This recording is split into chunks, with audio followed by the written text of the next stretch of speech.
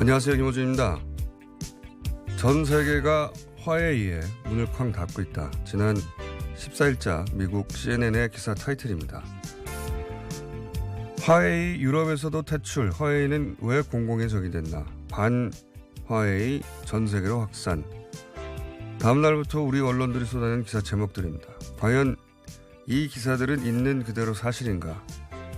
실제 화해의 퇴출을 주도한 것은 미국을 필두로 하는 소위 파이브 아이즈, 영국, 호주, 뉴질랜드, 캐나다, 소위 첩보 동맹국들입니다. 이 5개 나라가 전 세계도 아니고 공공은 더욱 아니죠. 프랑스, 독일, 이탈리아도 동참했다는 CNN 보도 역시 사실과 차이가 있습니다. 독일 슈피겔지에 따르면 독일 정보국장은 화해 제품을 본에 있는 보안연구소에 시험하고 있지만 감시 활동에 대한 어떤 증거도 찾지 못했다고 밝혔고, 로이터에 따르면 독일 내무부는 오히려 특정 업체 배제를 하지 않겠다고 했으며, 프랑스, 이탈리아 역시 비슷한 뜻을 밝혔습니다. 화해를 옹호하려는 게 아니고요. 이런 기사를 쓰는 우리 언론에 묻고 싶은 게 있는 겁니다. 한국이 자기들끼리만 고급 첩보를 공유한다는 영연방 국가인가요? 뭐하러 그들 이익을 우리의 이익이라도 되는 양 기사를 쓰고 있는 겁니까?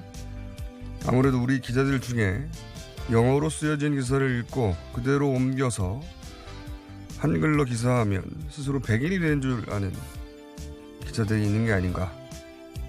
김어준 생각이었습니다.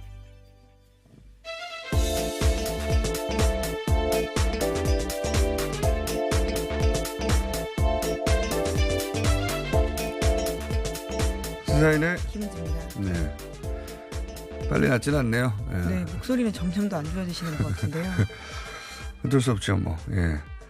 어제 잠깐 브리핑 막바지에 했던 이야기인데, 네. 예. 이 파이브 아이즈라고 하는 단어 자체가 스노든이 폭로하면서 이제 대중한테. 네, 도청이 불가능한 지역, 하지 않는 지역이다라고 어제 말씀하셨는데요. 네. 네. 서로는 도청을 하지 않고 그 외 모든 국가를 상대로 도청한다.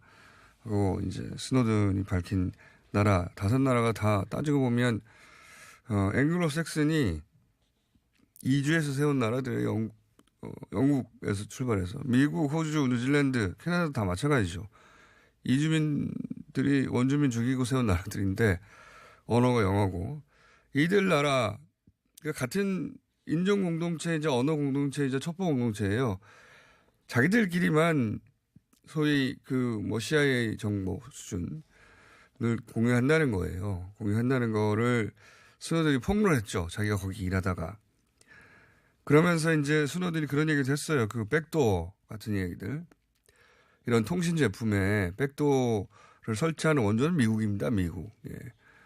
거기, 그리고 백도어에 관한 얘기는 이 파이브 아이즈 회의를 작년인가요? 작년에도 오타와에서 했어요. 네, 정말 영화 같은 이야기이긴 한데요. 예, 네. 거기서 그게 이제 어떻게 하다가 유출됐는데 그 내용이 자기들이 만드는 IT 제품 전체에다가 백도어를 삽입한다. 이런 회의도 자기들끼리 했단 말이죠. 그러니까 적어도 화해에는 아직 그런 백도어가 있다는 게 실질적으로 밝혀진 건 없어요. 네, 지금 의혹이 지금 불거지고 있는 상황인데요. 있을 수도 있습니다. 물론 있을 수도 있는데 제가 여기서 말하고자 하는 것은 결국 이런 미국의 미국과 그 첩보 동맹국들, 영어로 쓰는 앵글로 섹슨들이에요. 그냥 공공도 아니고 전 세계도 아닙니다. 그냥 자기들끼리인데 거기서 이제 중국의 기술 굴기라고 하죠. 기술 굴기.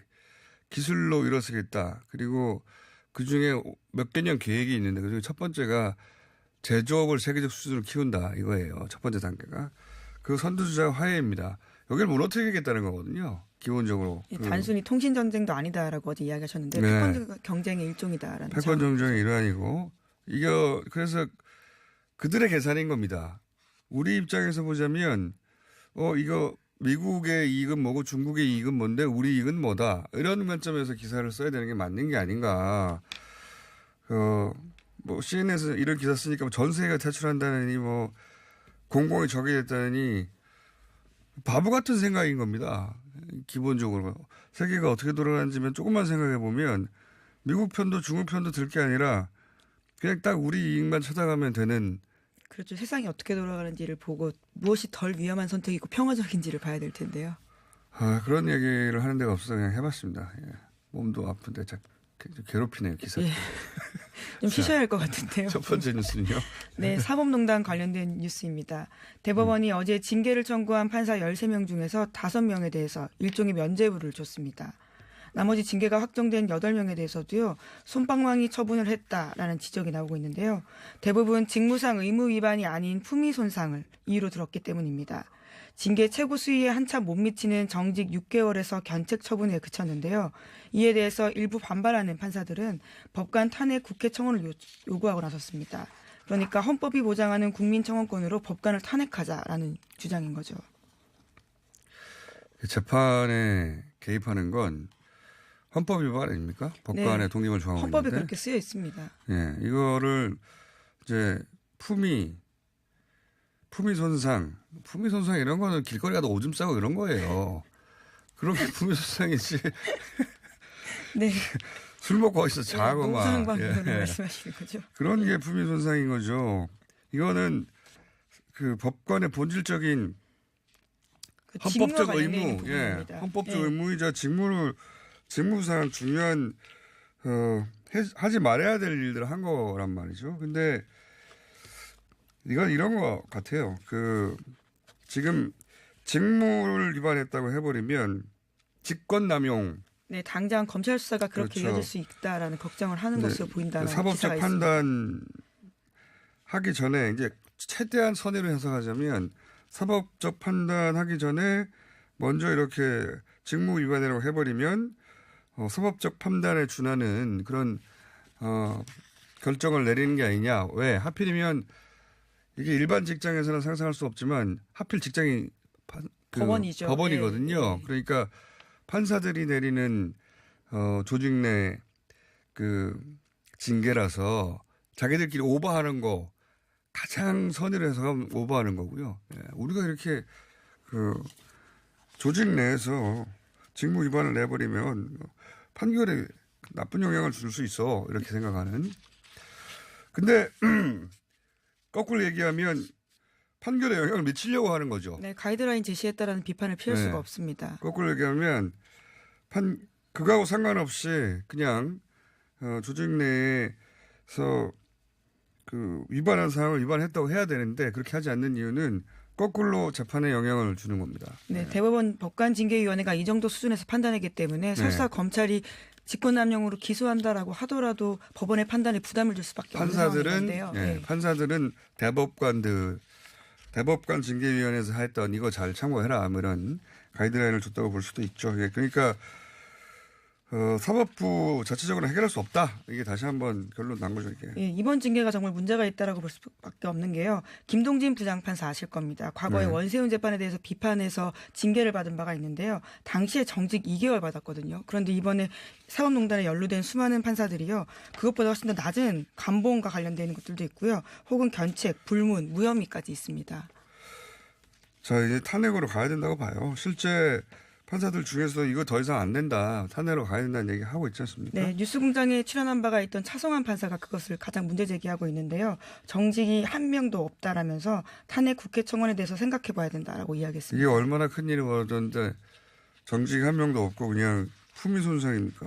사실 정직도 약하다라고 볼 수밖에 없는데요. 하지만 있는 가장 강력한 징계가 정직 1년입니다. 예. 왜냐하면 법관에 대해서는 재판 독립을 위해서 다른 공무원과는 다르게 파면과 해임이 아예 없기 때문인데요. 유일해요. 네, 사실 파면 해임까지도 가능한 사안이라고 저는 보고 있습니다. 파면을 못하게 그렇게 파면 잘릴까 봐. 네, 왜냐하면 법관 독립을 지켜주기 위해서 그렇죠. 했던 잘릴까 봐 조치인데요. 무서워서 독립적인 판단을 못할 것으로 못할까봐 그걸 보호해 준 하는데요. 건데 그게 이제 거꾸로 작용하고 있는 셈이고요. 어쨌든 이걸 품위 손상 정도로 본다는 건 사법부 전체가 품위를 완전히 잃은 것이고요. 길 가다가 오줌 싸는 게 품위 손상인 겁니다. 예, 근데 이러한 결정을 내리게 된 배경에 대해서 오늘 아침 한겨레 신문이 좀 기사를 쓴 게 있는데요. 대법원이 국회에 제출한 자료를 보면 법관징계위원회에서 7명 중 3명이 김명수 대법원장이 임명을 했고요. 나머지 4명은 전임 양승태 대법원장이 임명했다라고 합니다. 그러니까 독립된 결정이 나오기 힘든 상황 아니었냐라고 보여지는 것들이 있고요. 그래서 내년 1월에 징계위원 구성이 바뀌어서 해야 되는 게 아니었냐라는 지적도 나오고 있습니다. 뭐 진작부터 저희가 예. 뉴스공장에서도 이거 내년 1월에 해야 되는 거 아니냐 그런 얘기를 했었죠. 예. 자, 이건 여기까지 하고요. 자, 다음은요. 네, 어제 저녁 JTBC가 삼성전자 이건희 회장 일가의 차명재산과 관련한 보도를 했습니다. 10년 전 특검에서 비자금을 발견한 적이 있다라고 하는 건데요. 이건희 회장 차명 계좌에서 4억 5천 원이 나왔습니다. 당시 이에 대한 과세가 이루어지지 않았었는데 4조 5천억 아니에요? 그렇죠. 4조 5천억 원입니다. 4억 5천 원이면 예. 4조 5천억 원. 예, 4조가 넘는 금액인데요. 아까 4조 5천이라고 제가 이야기했죠. 아니요. 4억 5천 원이라고 그랬어. 죄송합니다. 네. 4조 5천억 원인데요. 차명 계좌에서만 그 정도 돈이 나왔는데 이에 대해서 과세가 이루어지지 않았습니다. 이거 올 총괄도 한번 나왔던 얘기예요. 네, 그렇죠. 네.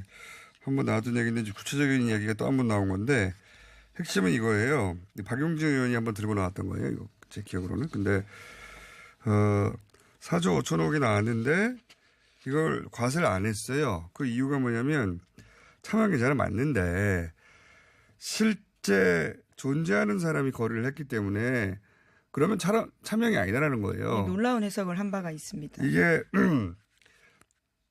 다른 사람 이름으로 거래했지만 실제 존재하는 사람 거니까 괜찮다. 이게 말이 안 되는 게 이게 우주적인 개그예요. 아니 그러면 다른 차명 계좌는 유령이 하는 겁니까? 다른 차명 계좌도 다 존재하는 사람이 다른 사람 이름으로 하는 거예요.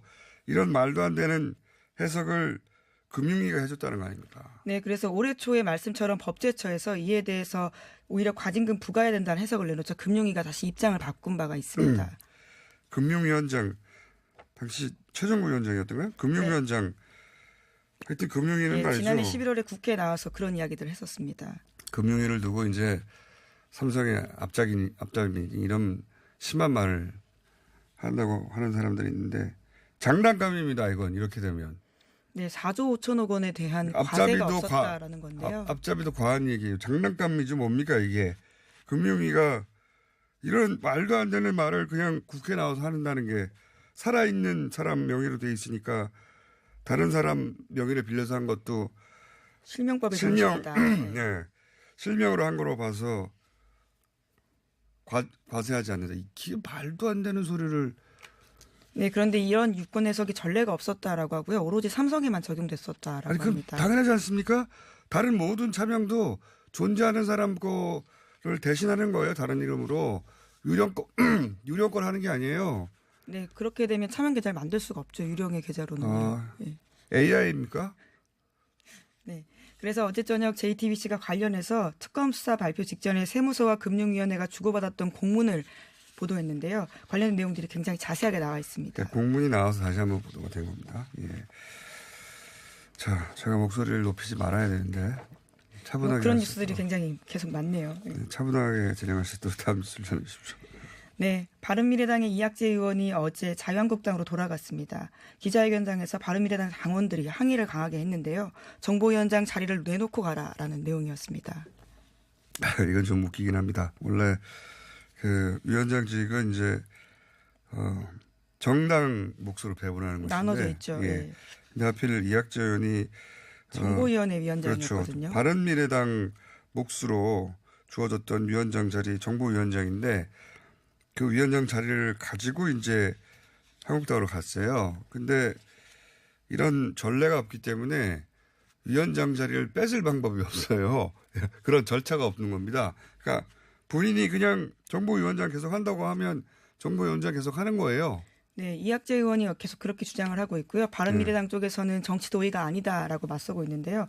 대부분의 과거 사례들을 보면 그대로 유지했던 경우들이 꽤 많았는데요. 아예 없었던 것도 아니라고 합니다. 2016년에 진영 의원이 새누리당을 탈당해서 더불어민주당으로 간 적이 있는데요. 당시에 안전행정위원장 자리에 사임계를 제출한 바가 있다라고 합니다.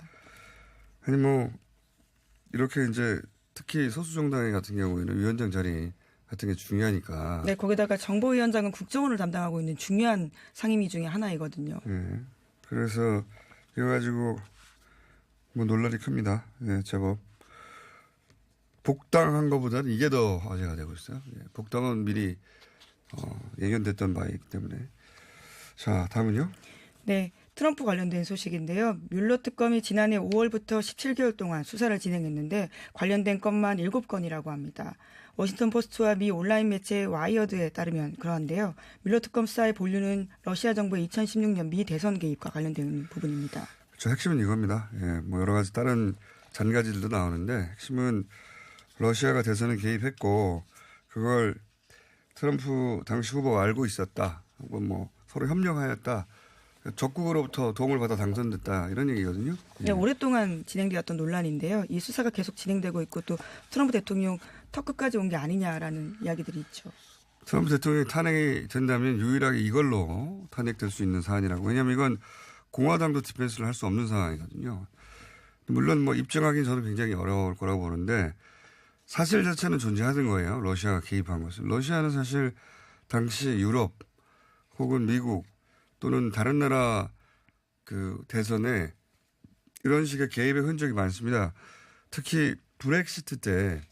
네, 그랬죠. 그 뉴스공장에서도 보도한 바가 네, 있는데요. EU 탈퇴 여론을 자극하기 위해서 가짜 뉴스, SNS 엄청 돌렸어요. 러시아에서. 네. 유럽에서는 특히 인스타그램과 페이스북이 중심인데요. 한국에서는 유튜브가 중심이었던 건 좀 다릅니다. 그러니까 인스타그램, 페이스북. 예. 미국인인 척하면서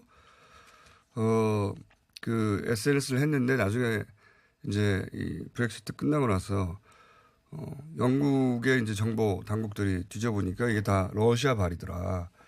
실제로는. 그리고 미국 선거 같은 경우에도 하나의 예를 들면 이런 가짜뉴스나 SNS 덕분에 미국 흑인들의 정치 참여가 최근 몇십 년간 계속 올라가고 있었거든요. 투표율이 계속 올라가고 있었는데 트럼프 때 처음으로 꺾였어요. 예.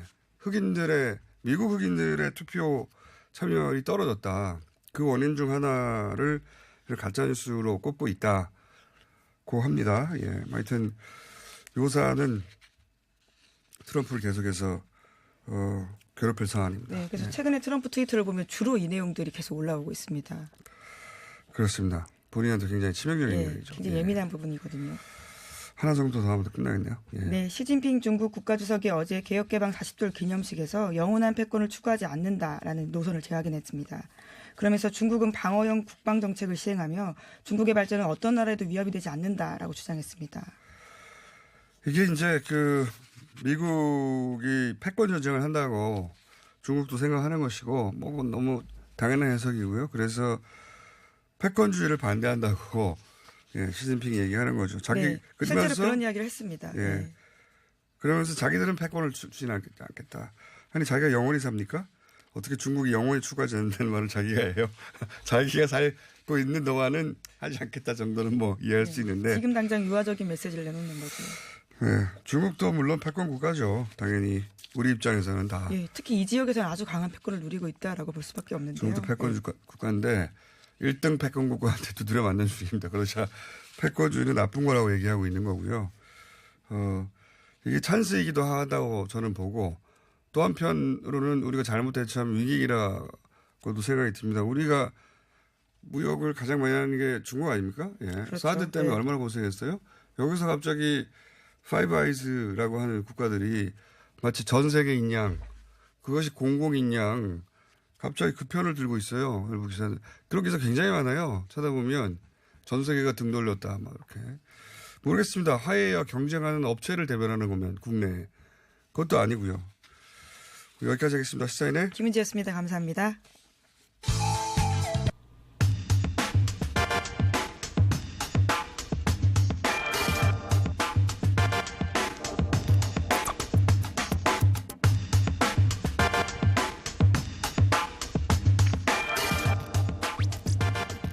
최근 미중 무역 전쟁, 예, 패권 전쟁, 예, 보통이 아닙니다.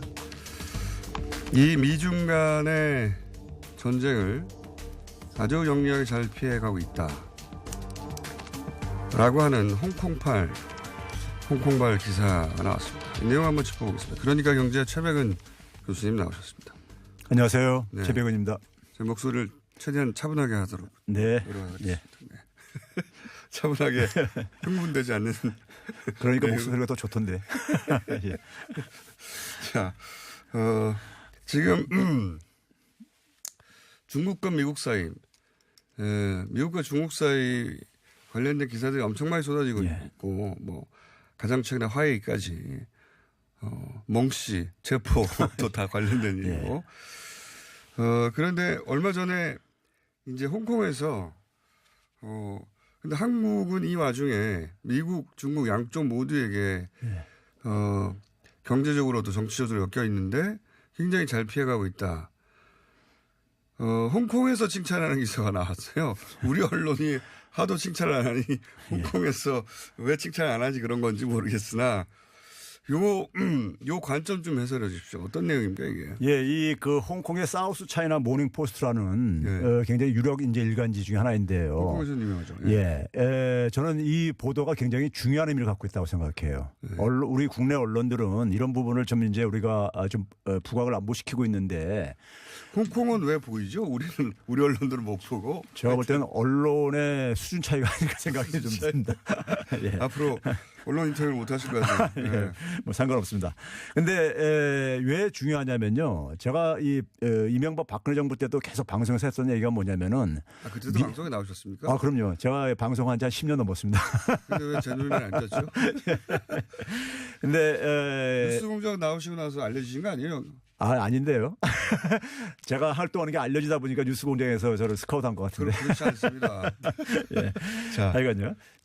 이 당시에 이제 무슨 얘기를 했었냐면요. 중국이 부상하면서 미국과의 어쨌든 간에 충돌은 불가피한 겁니다. 예. 이건 뭐 정치적으로도 어쨌든 간에 상식적인 그렇죠. 거죠. 예. 불가피한 건데. 1등, 2등 때리는 거 아닙니까? 문제는 뭐냐면 우리는 어쨌든 간에 미국에 대한 의존은 아주 구조화되어 있는 상황이잖아요. 그렇죠. 근데 중국이라는 시험이 또 하나 생기는 거예요. 바로 옆에 나라예요. 그렇죠. 중국이 부상하게 되면요. 경제적으로도. 네, 중국이 부상을 하게 되면요. 그러니까 이미 경제적으로 탄탄하게 묶여 있지 않습니까? 그러니까 우리는 굉장히 어쨌든 간에 중국과 바로 인접한 국가이다 보니까 중국 입장 속에선 한반도가 굉장히 안보상으로도 중요하고 그렇기 때문에 그렇기 때문에 중국이 부상하는 것은 미국과 필연적인 충돌이 발생할 수밖에 없는 거고 그랬을 때 우리는 중국이라는 시험을 하나 더 가질 수밖에 없다. 그럼 이 상황 속에서 미국과 중국은 자기 편에 서기를 이제 강요할 텐데 그렇겠죠. 강요 어느 한쪽에 섰을 경우에는 우리는 그러니까 다른 한쪽으로부터 피해를 볼 수밖에 없는 구조인 거예요. 아주 작은 사례가 사드예요. 그렇죠. 그렇죠. 조그마한 미사일 몇 개 때문에 난리가 났었어요 그때. 그래서 이제 그 양쪽에서 우리를 압력을 가하는 수단 중에 하나가 남북 간의 갈등이거든요. 갈등이기 때문에 남북 간의 관계 개선이라든가 남북의 화해 협력이 굉장히 중요하다. 이 미국과 중국으로부터 어쨌든 간에 피해를 압력이라든가 보복을 피하기 위해서는 굉장히 중요하다고 이제 제가 지적을 해왔었습니다. 그래서 이 문제부터 풀어야 된다. 그러니까 뭐 미국과 한국 간의 관계, 미국과 북한 간의 이 관계를 변화시키기 위해서도 남한하고 북한이 그러니까 관계 개선이라든가 협력이 그러니까 이게 먼저 그러니까 풀어져야 된다. 한 반보는 최소한 먼저 나가야 된다. 제가 이런 얘기를 하고 그랬었거든요. 근데 그 이유가 이제 그러니까는 남북이 갈등을 안 하게 되면 그만큼 그러니까 미국과 중국이 그러니까 우리한테 압력을 가할 수 있는 그만큼 지렛대라 수단이 약화되는 것이죠. 이제 그런 점에서 이제 저는 이 그 사우스 차이나 모닝 포스트가 문재인 정부 들어서 가지고 남북 관계가 개선되면서 사실 사드 같은 경우도 상당히 완화가 됐잖아요. 최소한 어쨌든 간에요. 지금 사드 얘기 안 나오죠 이제. 예. 그러니까 이제 그런 점에서 미국과 중국이 우리한테 압력을 가할 수단이 그만큼 상대적으로 약해졌다는 이제 그 의미로 이제 그러니까 이것을 해석할 필요가 있다고 생각합니다. 이 기사 내용 자체를 모르는 분이 많아가지고 기사 내용을 간단하게 요약부터 해주셔야 되는데 그 과정을 생략했네요. 저도 읽어보긴 했는데. 예. 그러니까 이제 남북 관계가 이제 이 그 기사에 이제 이런 표현이 있습니다. 남북 관계가 이제 약화될 경우에는 한국은 이제 미중 패권 전쟁의 틈바구니에서 운신의 폭이 좁을 수밖에 없지만 대북 관계를 크게 개선해서 운신의 폭이 훨씬 넓어졌다는 이런 이제 분석을 하고 있는 겁니다. 제가 얘기한 건 똑같은 얘기를 하고 있는 건데 이게 제가 교수님 강의를 들었나요? 제가 이거는 사실 근데 상식적인 거예요. 아까 제가 앞에서 이 구도를 제가 이렇게 설명했을 때 그래서 이제 한국이 이제 안보는 미국의 경제는 중국에 의지한다고 우리가 흔히 이렇게 얘기를 하고 있는데 근데 이 같은 상황에서 만약에 둘이 충돌할 경우에 그러니까 어느 한쪽에 서게 되면은 안보적으로 그러니까 우리가 타격을 보거나 아니면 경제로 타격을 볼 수밖에 없는 그런 구조라는 얘기죠. 요즘은 두 개가 묶여 있는 거죠. 그리고 그렇죠. 사실. 예.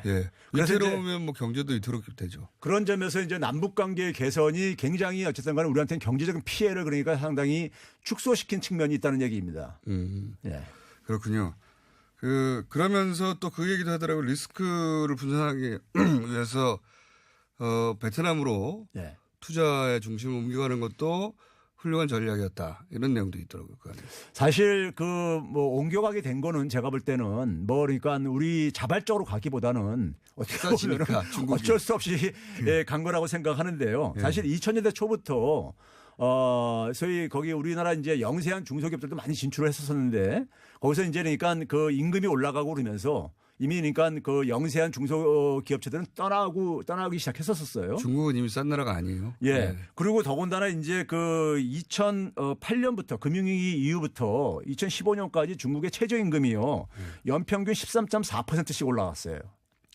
어마어마하게 올랐군요. 예. 네. 굉장히 빠른 속도로 올라갔습니다. 그러다 보니까 거기다가 또 이제 뭐냐면 노동권도 굉장히 강화가 되고 그다음에 이제 뭐 환경 규제도 좀 강화되고 그러면서 좀 이제 매력이 떨어지게 됐는데 여기에 이제 사드 보복까지 가해지고 그다음에 미중 무역 갈등까지 생기고 그러다 보니까는 이제 한국 기업들이 이제 떠나는 게 측면이 있는 것이고요. 또 하나는 베트남하고 아세안 시장이 상당히 이제 우리한테는 매력적인 곳으로 이제 부상을 하고 있습니다. 네. 베트남 시장 자체가 이제 베트남이 굉장히 빠르게 성장을 하고 있어요. 문재인 대통령도 신남방 정책이라고 해가지고 아세안 국가에 굉장히 공을 들이고 있잖아요. 예. 예. 그럴 수밖에 없는 게요. 예. 우리나라 과거에 이 수출 시장을 보게 되면은 10위권 안에 주로 그러니까 경제 대국들이 이렇게 포진돼 있었거든요. 그러니까 유럽 같은 경우 보게 되면 독일이라든가 프랑스 이런 나라들이 포진돼 있었는데 영국이라든가 이런 나라들이 10위권 밖으로 다 밀려났습니다. 아, 그래요? 그 자리를 누가 채웠냐면 아세안 국가들이 채웠습니다. 그 나라들에 대한 수출량이 줄어든 게 아니라 아세안이 늘어난 거예요? 그렇죠. 유럽이라든가 이런 나라들이 아직도 이제 경제가 이렇게 충분히 회복이 안 되고 있거든요. 거기는 회복되지 않을 것 같아요. 회복되지 그렇죠? 않는다는 얘기를 몇십 년째 하고 있지 않습니까? 이제 그러다 보니까 이제 우리가 공백을 메워야 되는데 그 공백을 그러니까 아세안이 대신해주고 있고 2017년 지난해부터는 그러니까 베트남이 지금 우리나라의 3위 교역국입니다. 아, 3위나 됩니까? 예. 그러니까 중국, 미국 다음에 이제 그러니까 우리가 베트남입니다. 굉장히 크네요, 베트남. 과거에 일본이 그러니까 항상 우리 머릿속에는 일본이 그러니까 3위 국가로 이렇게 우리가 뇌리 속에 박혀 있는데 일본은 쫙 많이 밑으로 밀려 있습니다. 그리고 이제 아세안 국가들이 거기에 이제 그러니까 필리핀이라든가 아니면 그다음에 싱가포르라든가 뭐 넓게 본다면 인도까지 포함을 해가지고 이런 이제 그러니까 동남아시아 국가들이 그러니까 상당히 우리한테 그러니까 굉장히 주요한 하나의 시장으로 이제 부상이 되고 있기 때문에 베트남이 3위나 돼요? 예, 맞습니다. 박항서 감독 굉장히 중요한 위치를 점령하고 있네요. 예. 네. 3위나 되는군요. 자, 그래서 중국에서 보기에도 한국이 밸런싱을 잘하고 있다는 정부가 그렇게 보인다는 거고요. 그리고 동시에 오늘 짚어보려고 한 것은 이게 다 이제 미국과 미국의 알력 사이에 벌어진 일이고, 예. 최근에 벌어진 일 중에 하나가 또 그 화웨이 사태 아닙니까? 네, 그렇습니다.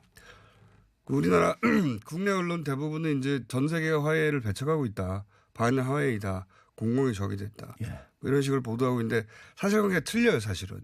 그 파이브 아이즈라고 하는 영연방 국가들. 네, 예. 영어 쓰는 앵글로색슨들이에요, 다. 그렇죠. 그 사람들이 이제 중국을 이 세계 무대에서 퇴출시키려고 하는 일종의 기술 패권 전쟁 같은데 그 대목은. 예. 이것도 좀 해설해 주십시오. 어떻게 보십니까? 지금 우리가 흔히 4차 산업혁명을 얘기를 하고 있잖아요. 많은 사람들이요. 4차 산업혁명에 있어서 소위 물리적인 하드웨어 부분이 이 5G 부분입니다. 5G. 예, 5세대 이동통신. 네. 그다음에 이제 소프트적인 측면이 인공지능적인 측면이에요. 아, 그 최첨단이 지금. 예. 이 4차 산업혁명을 그러니까 우리가 이제 압축하고 있는 부분들이 그 부분인데 지금 인공지능은 제가 일전에 한번 소개했지만은 중국 기업들이 그러니까 플랫폼 기업들이 굉장히 육성을 하면서 인공지능이 지금 미국을 하고 대등한 지금 그러니까 경쟁력을 갖고 있어요. 그 정도 수익이 됩니까? 예. 그래서 제가 지난 시간에 한번 쪽수라는 표현 써가지고 한번 좀 웃잖았었습니까요? 그러니까 그런데 지금 이제 5G 이제 그러니까 하드웨어 쪽에서 지금 이 화웨이가 지금 시장 점유율이 세계 시장 점유율이 가장 높아요. 맞습니다. 예. 그러다 보니까는 미국 입장에서 볼 때는 좀 싸고요. 예.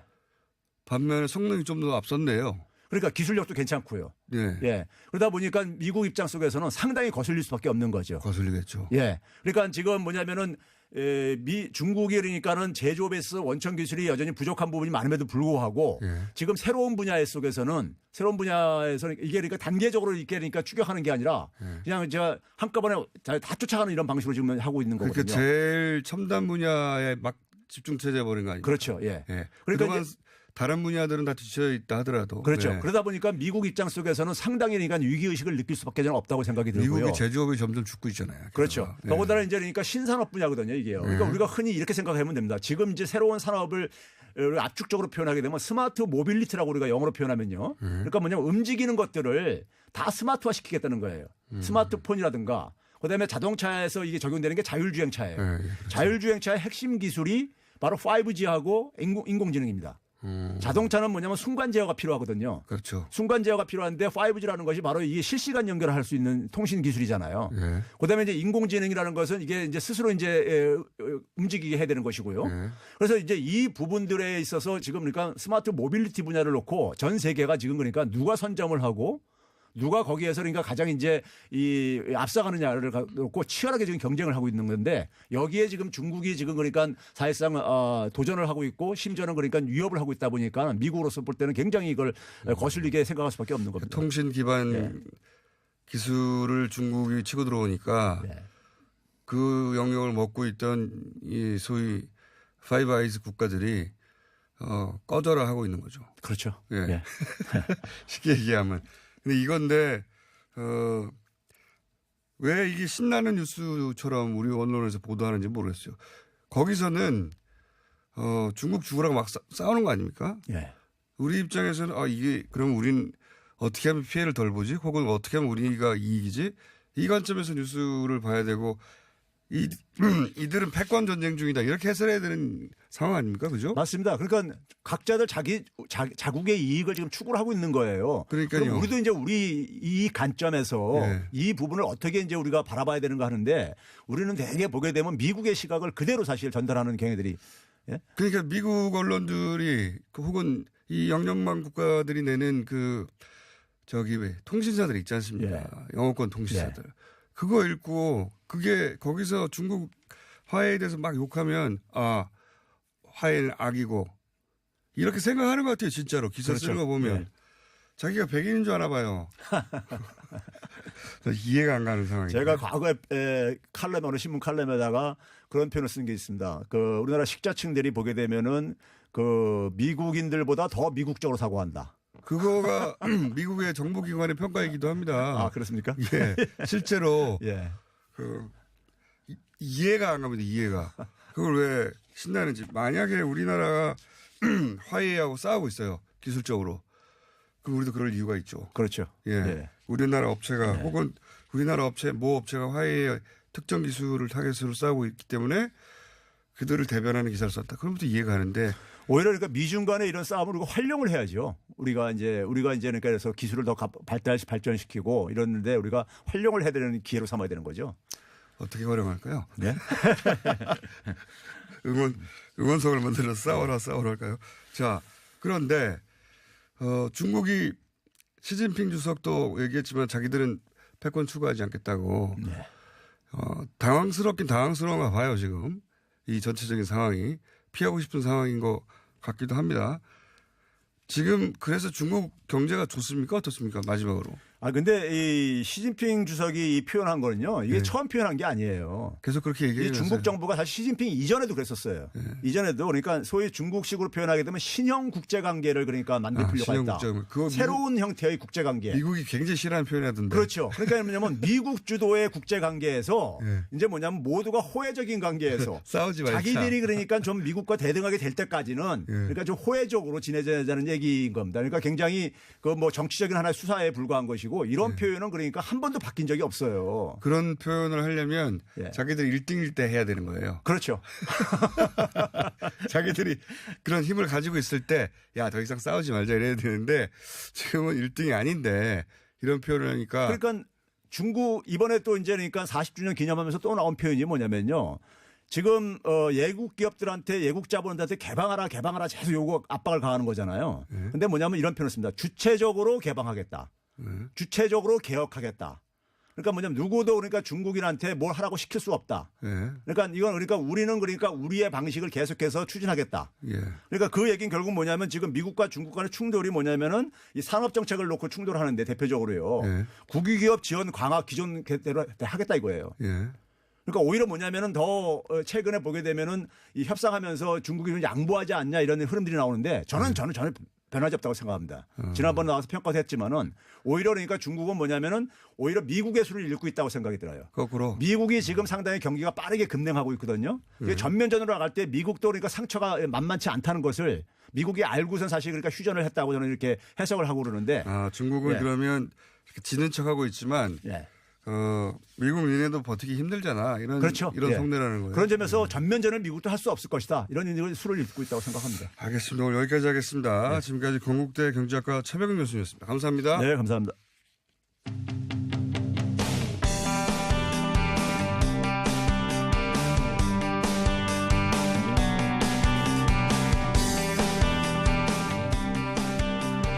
자유한국당 조광특위가 당협위원장 교체 대상을 발표했죠.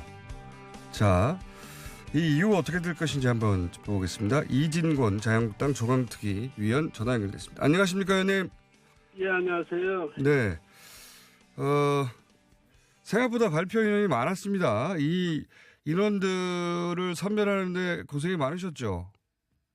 그렇죠. 아무래도 이거는 정말 우리 각자가 마음으로 굉장히 마음이 아픈 일이고요. 예. 남의 정치 생활에 아주 심대한 타격을 입혔으니까 그 점에서는 해당되시는 분들에게 정말 위로의 말씀, 격려의 말씀을 드리고 싶습니다. 예. 자, 오늘 모신 이유 중에 하나 더 가장 많이 거론되는 이야기가 뭐냐면 예. 조광특위가 이제 나름 고민해서 예.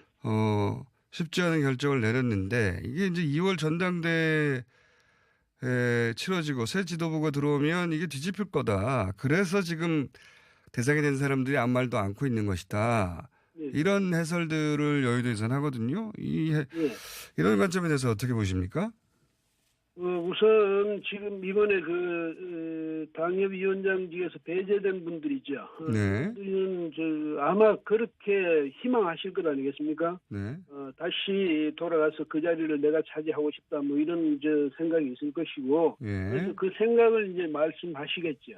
그런데 새로 구성되는 지도부는요, 바로 네. 그 새로운 지도부를 구성해서 앞으로 자유한국당을 정말 국민들의 지지를 받는 그런 새로운 정당으로 나아가도록 하기 위해서 한 것이 바로 이 조광특위의 작업이었습니다. 그러니까 네. 저희들 조광특위의 작업이라는 건 뭐냐면 이 자유한국당의 이 조직을 재정비해서 새로운 지도부가 그 속에서 태어나서 출범할 수 있도록 하는 그런 역할을 했거든요. 그런데 그러면 그 새 지도부는 새로 구성되는 이 조직들에 의해서, 그러니까 당협위원장들에 의해서 선출돼 가지고 이제 앞으로 나가게 되는데 자기들이 지지 기반이 되는 것 아닙니까? 그렇죠. 근데 자기들의 지지 기반을 스스로 무너뜨리고 옛날 사람들 불러서 당을 이끌어 나가겠습니까? 그래서 저는 논리적으로도 그건 안 맞고요. 또 뭐 이 당이 쇄신하겠다, 국민들에게 새로 거듭나겠습니다, 이렇게 약속해놓고 새 지도부가 등장하자마자 쇄신의 결과물은 다 부인하고 옛날 사람들, 그리고 국민들한테 지탄받았던 그때의 그 구조로 돌아가겠다, 이게 가능한 일이 아니죠. 그런데 그런 점에서 물론 새 지도부가 어떻게 특별히 자기들이 극히 일부에 대해서 무슨 변화를 기하려고 할 수는 있겠습니다만은, 그러나 지금 말씀하신 대로 완전히 또 새롭게 옛날로 돌아간다, 이건 있을 수 없는 일이 아닌가, 저는 그렇게 생각합니다. 예. 그 말씀도 일리가 있는데 또 예. 현실적으로 이제 당대표 선거를 하게 되면 예. 지금 현역 의원들이 가진 조직표, 이 표가 필요하기 때문에 당대표 출마한 분들이 지금 배제된 분들에게도 아마 손을 벌려 도움을 요청할 거거든요. 그렇게 이제 빚을 지게 되면 당장은 모르겠는데 공천 때 이분들이 다시 살아날 가능성이 있지 않겠느냐, 이런 전망들이죠. 그러니까 정치라는 게 말이죠. 예. 항상 움직이는 거고. 예. 그러니까 항상 변하고 그러니까 1년 특히 이 총선 기간에 어떤 변화가 있을지를 지금 미리 예상한다. 이건 좀 어려운 일이지만은 네. 그러나 새로 이제 그 당협위원장이 되시는 분들이 이제 79분이 새로 당협을 맡을 것 아니겠습니까? 예. 그분들은 가만히 있고 옛날에 그 사람들이 만약에 다시 역공을 한다면 그거는 그냥 무방비하게 그냥 당하고만 있을 것이냐 그건 아니잖아요. 새로 이제 당협위원장을 맡는 분들도 그 나름대로의 정치적 역량이 있기 때문에 그 자리를 맡을 거고 그런데 그 사람들 뭐 옛날에 내가 그 자리를 맡았던 사람이라 해서 혹은 내가 현역 의원이라 해서 그 사람들을 그 마음대로 배제할 수 있다?